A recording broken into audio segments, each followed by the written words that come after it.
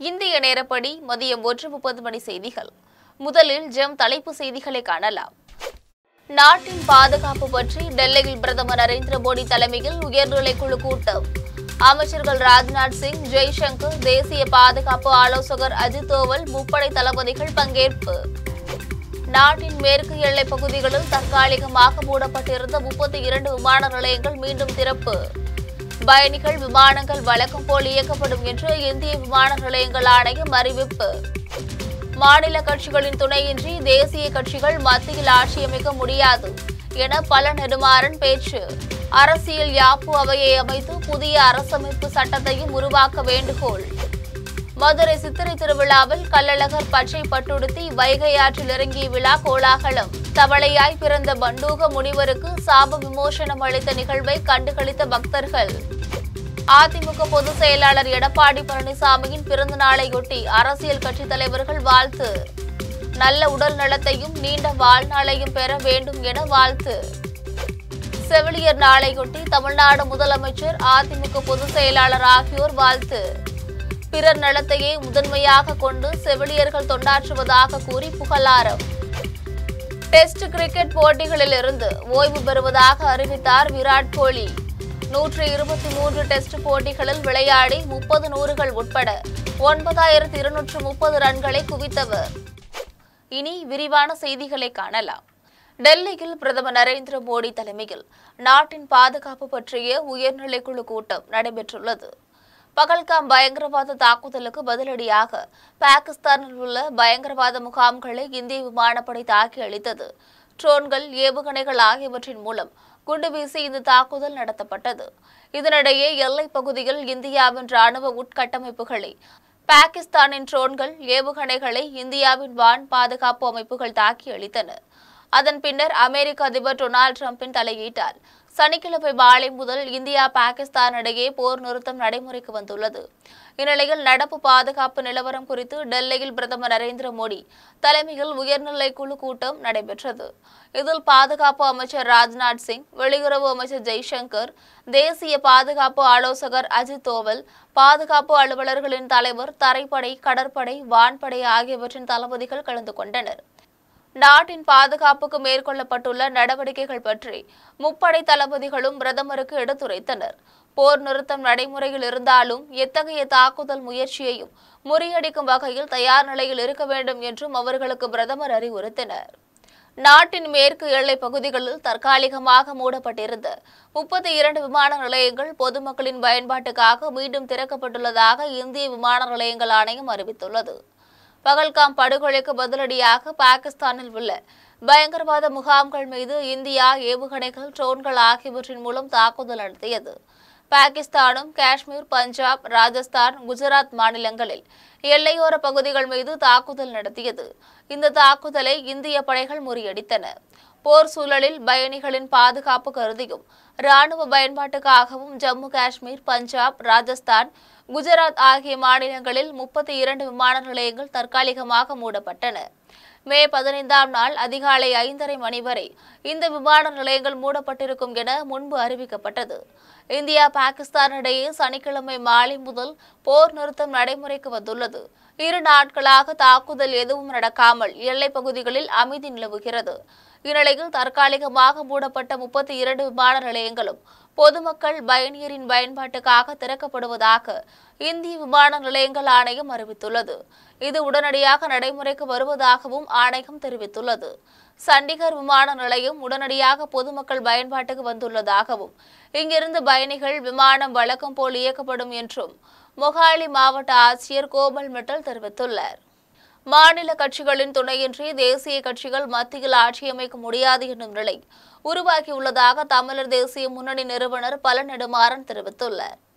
ஆளுநருக்கு எதிரான தீர்ப்பு தன்னாட்சிக்கான திறவுகோல் என்னும் தலைப்பில் பழ நெடுமாறன் எழுதிய நூலின் வெளியீட்டு விழா சென்னை ஆவடி முத்தமிழ் மன்றத்தில் தமிழர் தேசிய முன்னணி தலைவர் முத்தமிழ் மணி தலைமையில் நடைபெற்றது. விழாவில் முன்னாள் சட்டமன்ற உறுப்பினர் நிசாமுதீன் நூலை வெளியிட்டு தமிழர் தேசிய முன்னணியின் பொருளாளர் உதயகுமார், பொதுச் செயலாளர் சண்முக சுந்தரம் ஆகியோர் பெற்றுக் கொண்டனர். தமிழ் தேசிய முன்னணியின் மூத்த பொதுச் செயலாளர் தமிழ்மணி, தமிழ் விடுதலை இயக்கத்தின் ஒருங்கிணைப்பாளர் செந்தமிழ் வாணன் ஆகியோர் நூலின் உள்ளடக்கத்தை திறனாய்வு செய்து உரையாற்றினர். மாநிலங்களின் உரிமைகள் பற்றியும் தேசிய ஒருமைப்பாட்டை காப்பதற்கான வழிகள் பற்றியும் இந்த நூலில் எழுதப்பட்டுள்ளதாக அவர்கள் தெரிவித்தனர். விழாவில் பேசிய பழனி நெடுமாறன், மாநில கட்சிகள் கூட்டு வைத்தால் மத்தியில் ஆட்சியை பிடிக்கலாம் என்றும், அரசியல் யாப்பு அவையை உருவாக்கி மாநிலங்களுக்கு தன்னாட்சி வழங்கும் வகையில் புதிய அரசியல் சட்டத்தை உருவாக்க முடியும் என்றும் தெரிவித்தார். மதுரை சித்திரை திருவிழாவின் முதன்மையான கள்ளழகர் வைகை ஆற்றில் இருக்கும் விழா இன்று காலை கோலாகலமாக நடைபெற்றது. விழாவில் லட்சக்கணக்கான பக்தர்கள் கலந்து கொண்டு சுவாமி தரிசனம் செய்தனர். மதுரை சித்திரை திருவிழாவின் முதன்மையான நிகழ்வுகளின் ஒன்றான வைகை ஆற்றில் கள்ளழகர் இறங்கும் நிகழ்ச்சி இன்று நடைபெற்றது. இன்று அதிகாலை திருவில்லிபுத்தூர் ஆண்டாள் சூடி கொடுத்த மாலையை ஏற்றுக்கொண்டு தங்க குதிரை வாகனத்தில் கள்ளழகர் தல்லாக்குளம் கருப்பண சுவாமி சந்நிதி எதிரில் வெட்டிவேர் மற்றும் 1000 பொன் சப்பரங்களில் எழுந்தருளினர். அதனைத் தொடர்ந்து பக்தர்கள் புடைசூழ கோவிந்தா முழக்கம் விண்ணை முட்ட வைகை ஆற்றங்கரை வந்தடைந்தனர். வைகை ஆற்றங்கரையிலிருந்து கள்ளழகரை வீரராகவ பெருமாள் எதிர்கொண்டு வரவேற்றார். தங்க குதிரையில் பச்சை பட்டுடுத்தி கள்ளழகர் வைகை ஆற்றில் இறங்கினர். தவளையாய் பிறப்படுத்த மண்டூக முனிவருக்கு சாப விமோசனம் அளிக்கும் நிகழ்ச்சி அப்போது நடைபெற்றது. அப்போது ஆற்றுக்குள்ளும் ஆற்றின் இரு கரைகளிலும் ஆற்று பாலங்களிலும் குவிந்திருந்த மக்கள் இந்நிகழ்ச்சியை கண்டு களித்தனர். கோவிந்தா கோவிந்தா என பக்தர்கள் விண்ணதிர முழக்கமிட்டனர். கள்ளழகர் ஆற்றில் இறங்கும் நிகழ்ச்சியை கண்டு களிக்க தல்லாக்குளம் முதல் வைகை ஆற்றின் இரு கரைகள் வரை லட்சக்கணக்கான பக்தர்கள் திரண்டிருந்தனர். பக்தர்களுக்கு தேவையான குடிநீர் உள்ளிட்ட அடிப்படை வசதிகளை மாவட்ட நிர்வாகம் மற்றும் மாநகராட்சியினர் சிறப்பாக செய்திருந்தனர். கள்ளழகர் வைகை ஆற்றில் இருக்கும் நிகழ்ச்சிகளை ஒட்டி 5000த்திற்கும் மேற்பட்ட காவலர்கள் பாதுகாப்பு பணியில் ஈடுபட்டிருந்தனர். நகரின் முக்கிய இடங்களில் கேமராக்கள் பொருத்தப்பட்டும் தீவிரமாக கண்காணிக்கப்பட்டது. டெஸ்ட் கிரிக்கெட்டிலிருந்து ஓய்வு பெறுவதாக விராட் கோலி அறிவித்துள்ளார். இது தொடர்பாக அவர் வெளியிட்டுள்ள பதிவில், டெஸ்ட் கிரிக்கெட்டில் இந்திய அணியின் ஜெர்சியை அணிந்து 14 ஆண்டுகள் ஆகிவிட்டதாகவும், இந்த ஜெர்சி தன்னை வடிவமைத்து வாழ்க்கை முழுவதும் சுமந்து செல்லும் பாடங்களை கற்றுக் கொடுத்துள்ளதாகவும் தெரிவித்தார். மேலும் இதிலிருந்து விலகுவது எளிதான காரியம் இல்லை என்றும், ஆனால் இதுதான் விலகுவதற்கான சரியான தருணம் என்றும் குறிப்பிட்டுள்ளார். தொடர்ந்து டெஸ்ட் வாழ்க்கையை எப்போதும் புன்னகையுடன் திரும்பி பார்ப்பதாக பதிவிட்டுள்ளார். அதிமுக பொதுச் செயலாளர் எடப்பாடி பழனிசாமியின் 71வது பிறந்தநாளையொட்டி அரசியல் கட்சி தலைவர்கள் வாழ்த்து தெரிவித்துள்ளனர். இது தொடர்பாக பாஜக மாநில தலைவர் நயினார் நாகேந்திரன் வெளியிட்டுள்ள வாழ்த்து செய்தியில், தமிழக முன்னாள் முதலமைச்சரும் அதிமுக பொதுச் செயலாளருமான எடப்பாடி பழனிசாமிக்கு பிறந்தநாள் வாழ்த்து என தெரிவித்துள்ளார்.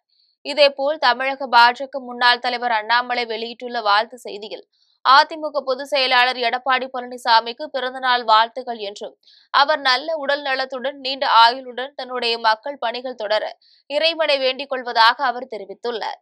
மேலும் தேமுதிக பொதுச் செயலாளர் பிரேமலதா விஜயகாந்த் வெளியிட்டுள்ள வாழ்த்து செய்தியில், அதிமுக பொதுச் செயலாளர் எடப்பாடி பழனிசாமிக்கு பிறந்தநாள் வாழ்த்து என தெரிவித்துள்ளார். இதேபோல் நாம் தமிழர் கட்சி ஒருங்கிணைப்பாளர் சீமான் அதிமுக பொதுச் செயலாளர் எடப்பாடி பழனிசாமிக்கு இனிய பிறந்தநாள் நல்வாழ்த்துக்கள் என்று தெரிவித்துள்ளார். உலக செவிலியர் தினத்தையொட்டி முதலமைச்சர் மு.க.ஸ்டாலின், அதிமுக பொதுச் செயலாளர் எடப்பாடி உள்ளிட்டோர் வாழ்த்து தெரிவித்துள்ளனர். இது தொடர்பாக அவர் வெளியிட்டுள்ள வாழ்த்து செய்தியில், தன் எதிரில் உள்ள மனிதரின் பாலினம், சமூக தகுதி, சாதி, மதம், நிறம் என எதை பற்றியும் சிந்திக்காமல் அனைவரையும் ஒன்று போல கருதி அன்புடன் சிகிச்சை வழங்கி ஆதரிக்கும் தூய உள்ளங்களான செவிலியர்கள் அனைவருக்கும் வாழ்த்துக்கள் என அவர் தெரிவித்துள்ளார். இதேபோல் எடப்பாடி பழனிசாமி வெளியிட்டுள்ள வாழ்த்து செய்தியில், தன்னலம் துளியும் பாராமல் எல்லோரையும் தங்கள் உன்னத சேவையால் அரவணைத்து கஷ்டத்திலும் கருணை காட்டி தளர்விலும் தன்னம்பிக்கை காட்டி ஆண் பெண் வேறுபாடின்றி சேவை மட்டுமே முதன்மையாக கொண்டு தொண்டாற்றும் செவிலியர் சகோதர சகோதரிகள் அனைவருக்கும் செவிலியர் தின வாழ்த்து என அவர் தெரிவித்துள்ளார். நாட்டின் பாதுகாப்புக்காக 10 செயற்கைக்கோள்கள் இடைவிடாமல் பணியாற்றி வருவதாக இந்திய விண்வெளி ஆராய்ச்சி அமைப்பின் தலைவர் நாராயணன் தெரிவித்துள்ளார். மணிப்பூரில் மத்திய வேளாண்மை பல்கலைக்கழகத்தின் பட்டமளிப்பு விழாவில் நாராயணன் உரையாற்றினார். அப்போது நாட்டு மக்களின் பாதுகாப்பை உறுதிப்படுத்துவதற்காக குறைந்தது 10 செயற்கைக்கோள் நாள் முழுவதும் தொடர்ச்சியாக செயலாற்றி வருவதாக தெரிவித்தார். இந்தியாவின் 7000 கிலோமீட்டர் நீளமுள்ள கடற்கரை பகுதிகளும் வடக்கு எல்லையோர பகுதிகள் முழுவதும் செயற்கைக்கோள்கள் மூலம் தொடர்ச்சியாக கண்காணிக்கப்பட்டு வருவதாக தெரிவித்தார்.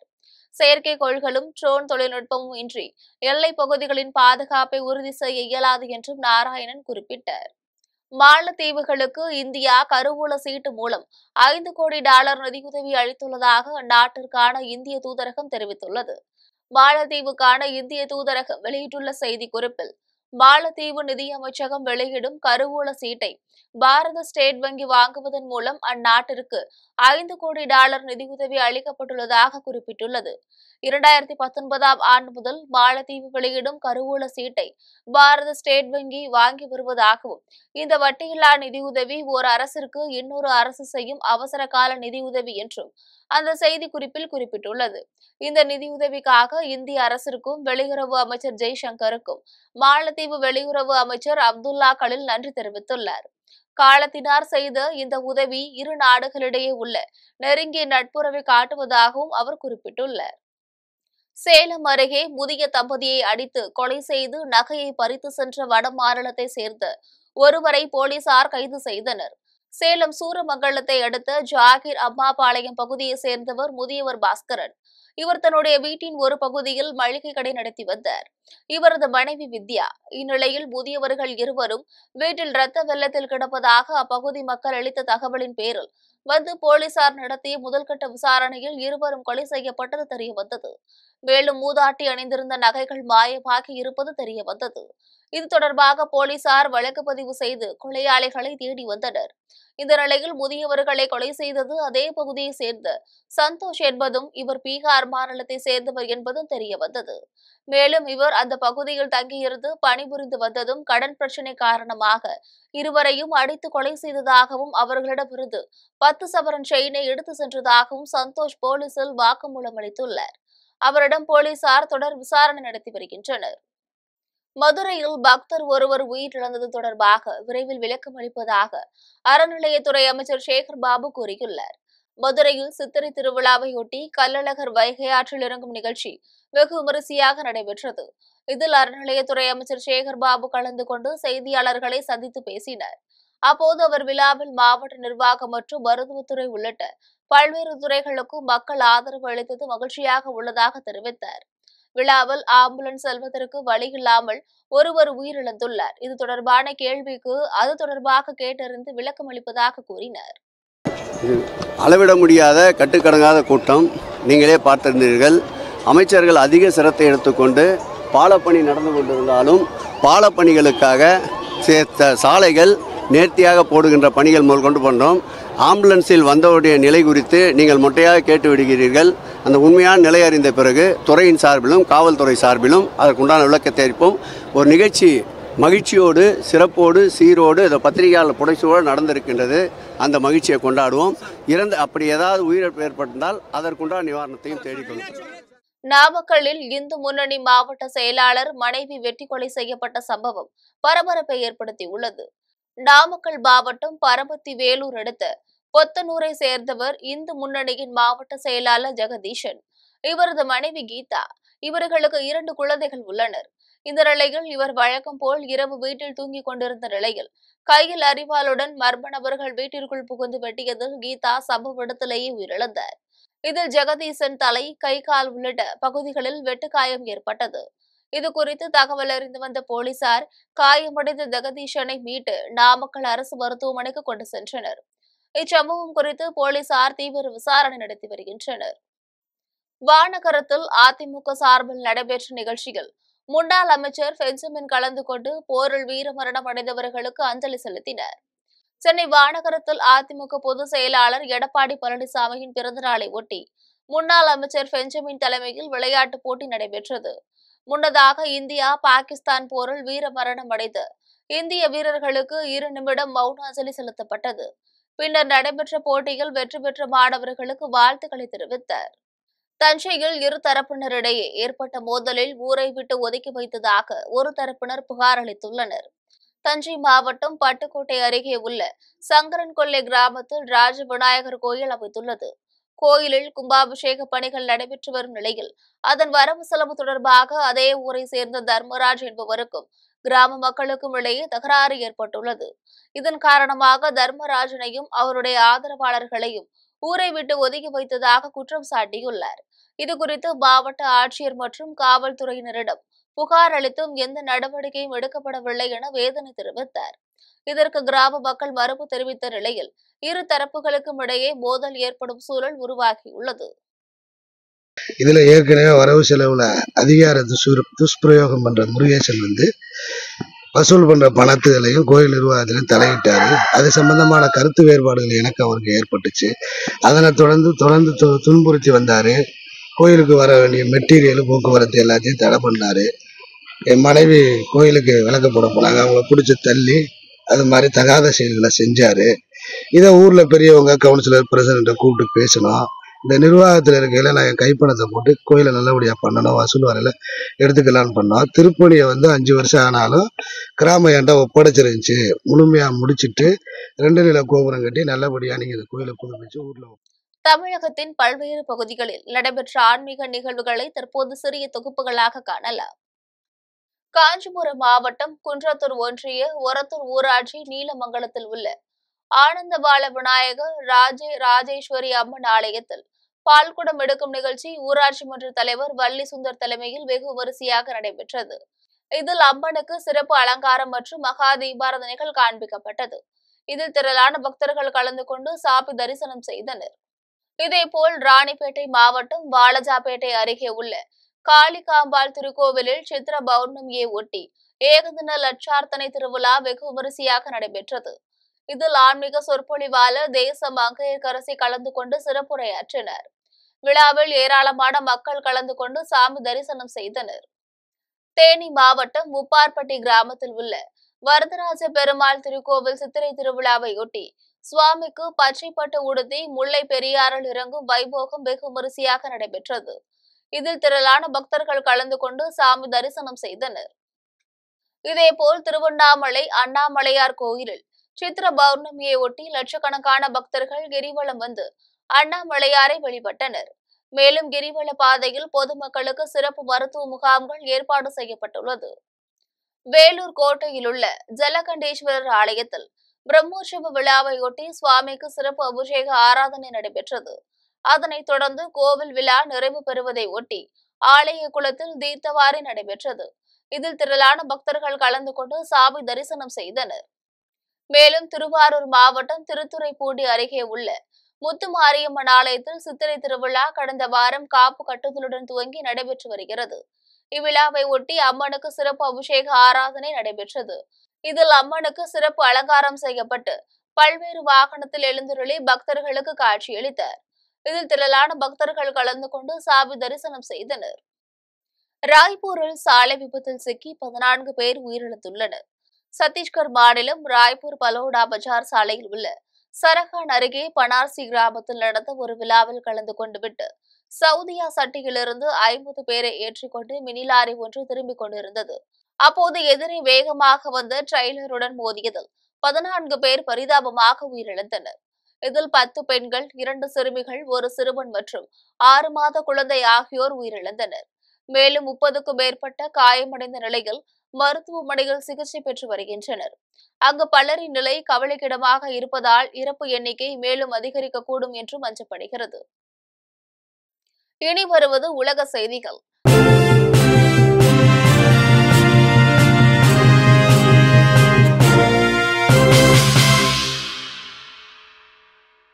ஆப்பிரிக்க நாடான காங்கோவில் ஏற்பட்ட வெள்ளப்பெருக்கில் 100க்கும் மேற்பட்டோர் உயிரிழந்துள்ளனர். மத்திய ஆப்பிரிக்க நாடான காங்கோ ஜனநாயக குடியரசில் பலத்த காற்றுடன் கூடிய கனமழை பெய்யும் என வானிலை ஆய்வு மையம் எச்சரிக்கை விடுத்திருந்தது. அதன்படி கிழக்கு மாகாணமான கிவுவில் மழை பெய்து வெளுத்து வாங்கியது. இதன் காரணமாக ரங்கஞ்சா நகரில் உள்ள டாங்கனியா உள்பட பல ஏரிகள் நிரம்பின. அதனைத் தொடர்ந்து பெய்த கனமழையால் அந்த ஏரியின் கரை உடைந்து தண்ணீர் பெருக்கெடுத்து ஓடியது. இதனால் ஏரி கரையோரம் அமைந்துள்ள கசாபா கிராமத்தை வெள்ளம் அடித்து சென்றது. இதில் அங்கிருந்த பல வீடுகள் இடிந்து தரைமட்டமாகின. இந்த கட்டிட இடிபாடு மற்றும் வெள்ளப்பெருக்கில் சிக்கி பலர் அடித்து செல்லப்பட்டனர். இதனையடுத்து மீட்பு பணி துரிதப்படுத்தப்பட்டது. இதுவரை நடைபெற்ற மீட்பு பணியில் பலர் சடலமாக மீட்கப்பட்டு உள்ளனர். மேலும் 50 பேர் மாயமானதாக கூறப்படுகிறது. எனவே அவர்களை தேடும் பணி தொடர்ந்து நடைபெற்று வருகிறது.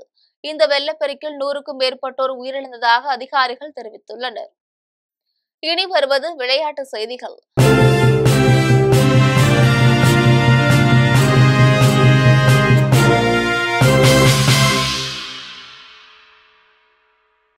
ஆப்கானிஸ்தானின் தலிபான் அரசு அந்நாட்டில் சதுரங்க விளையாட்டுக்கு தடை விதித்துள்ளது. ஆப்கானிஸ்தானில் தலிபான்கள் ஆட்சிக்கு வந்த பிறகு இஸ்லாமிய சட்டத்துக்கு எதிரான பண்பாட்டு சமுதாய விளையாட்டு நிகழ்ச்சிகளுக்கு தடை விதித்து வருகிறது. இஸ்லாமிய சட்டப்படி சதுரங்கம் விளையாடுவது குற்றமாகும். இதனால் மத காரணங்களை முன்னிட்டு சதுரங்க விளையாட்டுக்கும் அது தொடர்பான நடவடிக்கைகளுக்கும் தடை விதிப்பதாக அந்நாட்டு மத விவகாரங்களுக்கான அமைச்சகம் அறிவித்துள்ளது. இதேபோல் ஆப்கானிஸ்தான் சதுரங்க விளையாட்டு கூட்டமைப்பையும் அந்த அமைச்சகம் கலைத்துள்ளது. ஆப்கானிஸ்தானில் சதுரங்க விளையாட்டு தொடர்பான நடவடிக்கைகளுக்கு தடை விதிக்கப்பட்டுள்ளதை அந்நாட்டு விளையாட்டு அமைச்சகம் உறுதிப்படுத்தியுள்ளது. சதுரங்க விளையாட்டுக்கு தடை விதித்துள்ளது. அந்நாட்டுக்கு மக்களின் சுதந்திரத்தின் மீது தலிபான்களின் கட்டுப்பாடுகள் அதிகரித்து வருவதை காட்டுகிறது. பன்னாட்டு சமூகம் அழுத்தம் கொடுத்து இந்த முடிவுகளை திரும்ப பெற செய்யும் வரை இந்த கட்டுப்பாடுகள் நீடிக்கும் என்றும் கூறப்படுகிறது. இனி வருவது தங்கம், வெள்ளி விலை மற்றும் பங்கு சந்தை நிலவரம்.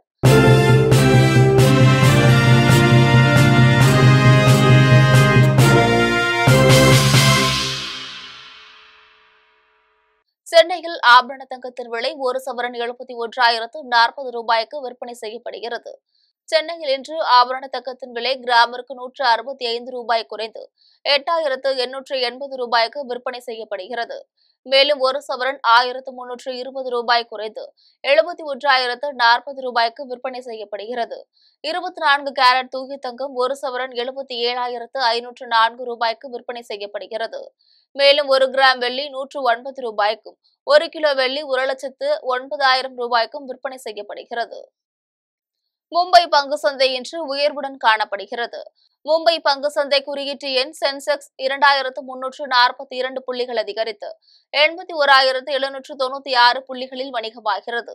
தேசிய பங்கு சந்தை குறியீட்டு எண் நிப்டி 726 புள்ளிகள் அதிகரித்து 24,733 புள்ளிகளில் வணிகமாகிறது. இனி வருவது வானிலை செய்திகள்.